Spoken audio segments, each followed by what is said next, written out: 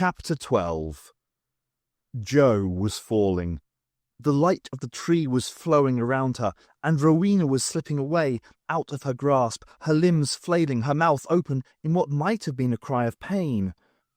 Joe reached out for her friend, saw Hines, gun in hand, silhouetted against blue sky. She landed awkwardly on hard brown earth, found herself surrounded by crushed dry stalks of grass. She sat up quickly, rubbing her eyes against the dazzling sunlight. As her sight adjusted to the glare, she saw a sea of yellow grass around her, shimmering in the heat of the noonday sun. A shambling, dry, purple-black mountain of rough cuboid blocks rose from the plain in front of her, capped with a thin crown of trees. "This is clearly a displacement in space," said a small, cool voice inside her. "Possibly also a displacement in time. Question is, by how much?" Something growled. A woman screamed, "Julie!" Joe stood up. She saw Julie standing, red-faced, pointing at something moving in the grass. The something that had growled roared. A fully grown lioness reared up out of the grass, only yards away, jaws wide, snarling.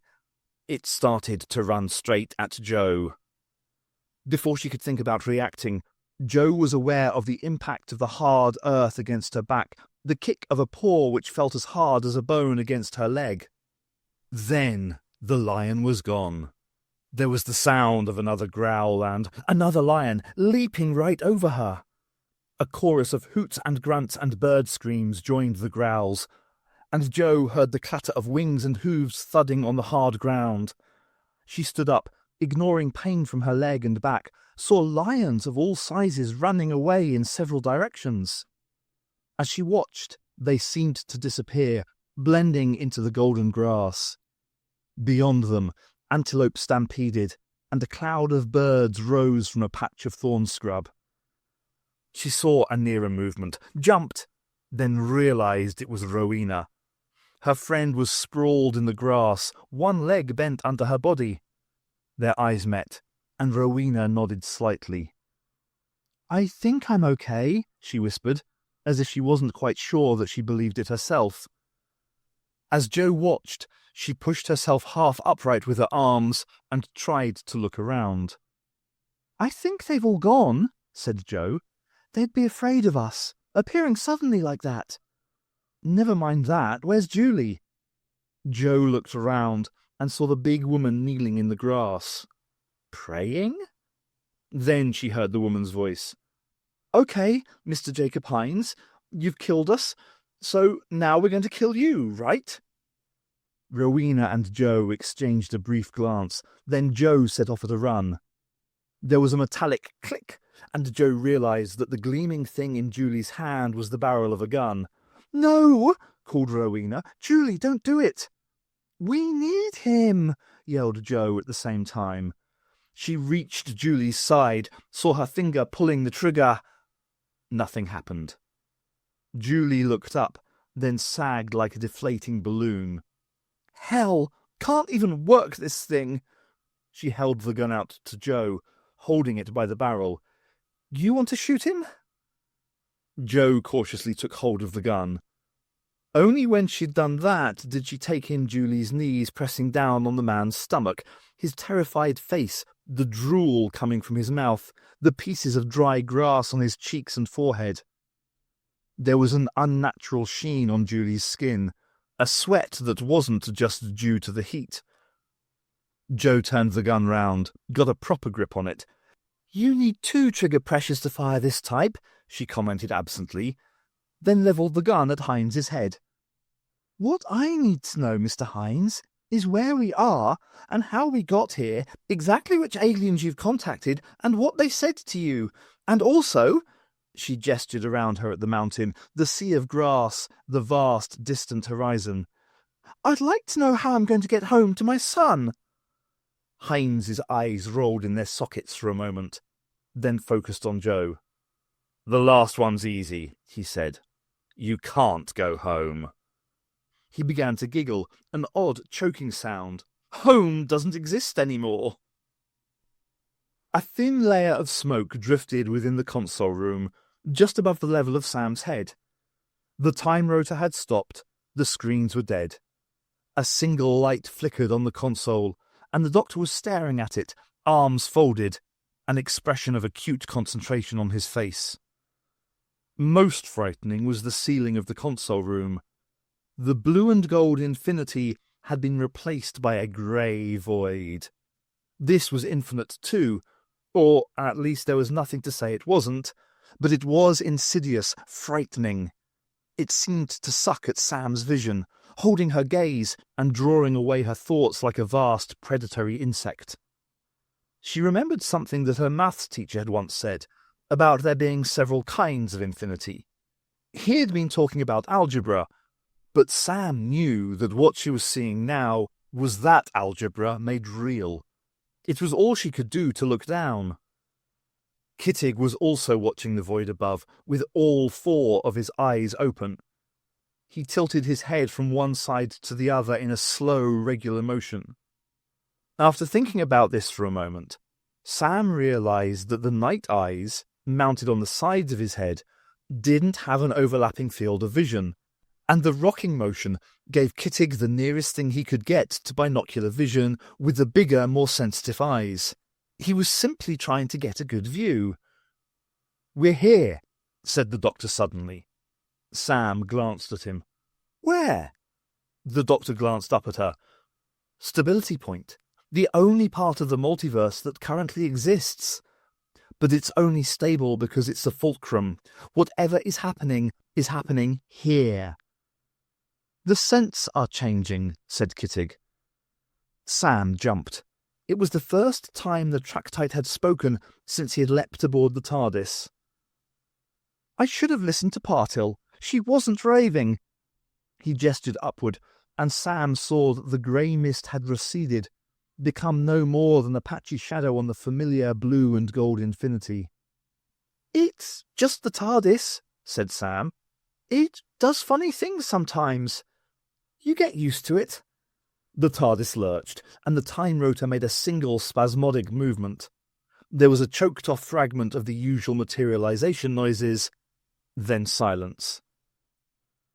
"You know, I always did want to visit the Rift Valley area of Africa around this time," said the doctor. "Fascinating period. Absolutely crucial in human evolution. Sam, can I have a word with you for a moment?" He grabbed her arm, not giving her much choice in the matter. Kittig stepped away, towards the doors that led from the console room to the library. "He's got to stay inside the TARDIS. Is that clear? You can tell him what you like, debate with him as much as you want, but he's got to stay in the TARDIS. Otherwise, there aren't going to be any choices at all."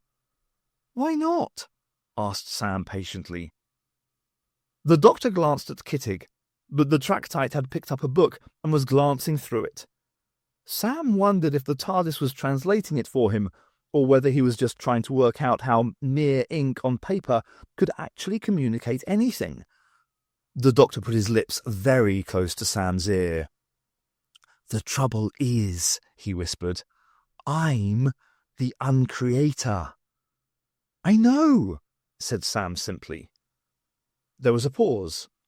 The sound of the doctor swallowing. Then, "You don't want me to do it, do you?" Sam shook her head. Another swallow. "I don't want me to do it either. But you have to believe me.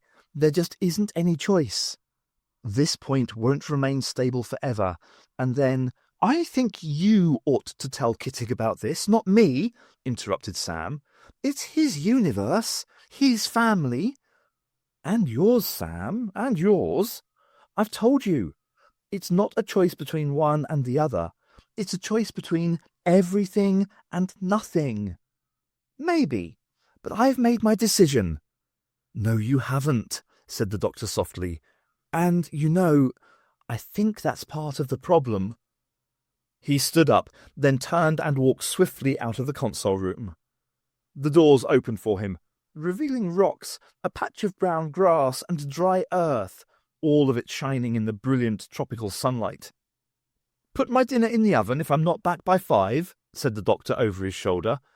He pulled a white cloth sun hat out of a pocket, like a magician producing a handkerchief, and put it on his head. Then the doors closed behind him. "I can't even see a water hole," said Joe. "There should be one around here somewhere. There's plenty of game." Rowena glanced up, saw her friend standing on an outcrop of rock in a classic explorer pose, gazing into the distance, her eyes shielded by a hand. From her own position, propped up against the dead trunk of a thorn tree, she could see several large golden antelope warily nibbling at bushes no more than 100 yards away, and a few dark shapes that might be jackals squatting in the grass.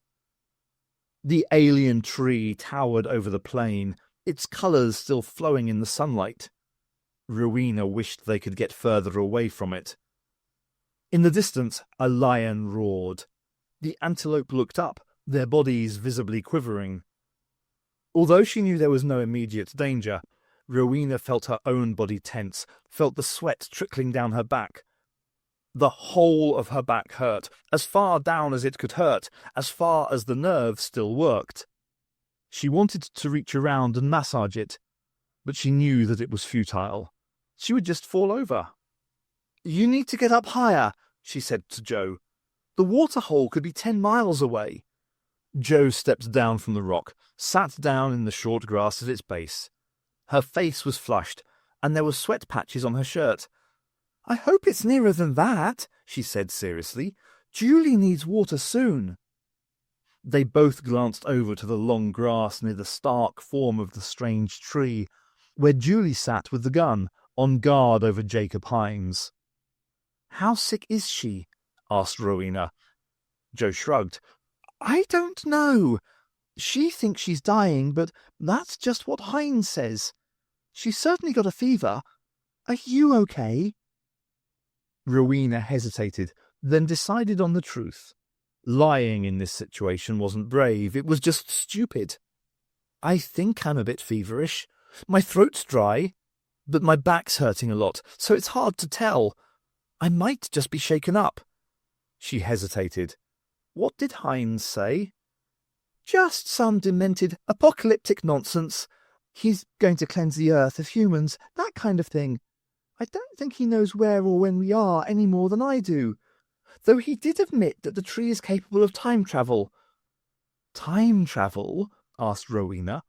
Rowena looked at the alien thing. "Are you sure? I mean, I assume that horse wasn't from Earth, but—" Joe cut her off. "It was night when we left the cave. It was midday when we got here. I only noticed a few seconds passing. So we moved half a day at least. Probably much further. There don't seem to be many signs of civilization around." She stood up again. "Look, I'm going to have to try to find some water, or a village or something, and—" She broke off, staring over Rowena's shoulder. Rowena turned awkwardly to follow her gaze, keeping her balance with one hand planted firmly in the hot, dry earth. For a moment she saw nothing. Then she realized that there was someone standing in the grass. Several someones, with rough brown hair, shaggy manes, and angry brown eyes. All of the animals were male, and all of them were about 5 feet tall and built like all-in wrestlers. One of them grunted and began to beat his fists against his chest, tossing his head from side to side so that the rust-coloured mane flew in the wind. Rowena swallowed. This was impossible. "Did you say time travel?" Joe nodded. "Let me guess. This lot have been extinct quite a while?" Rowena looked at the ape-like faces, the almost human posture of the animals. "If I'm right, they're Australopithecines," she said. "I don't think you'll find that village, Joe." Joe turned to her. "How long have they been extinct?" Rowena swallowed again, still struggling to come to terms with the implications of what she was about to say. 2.5 million years,"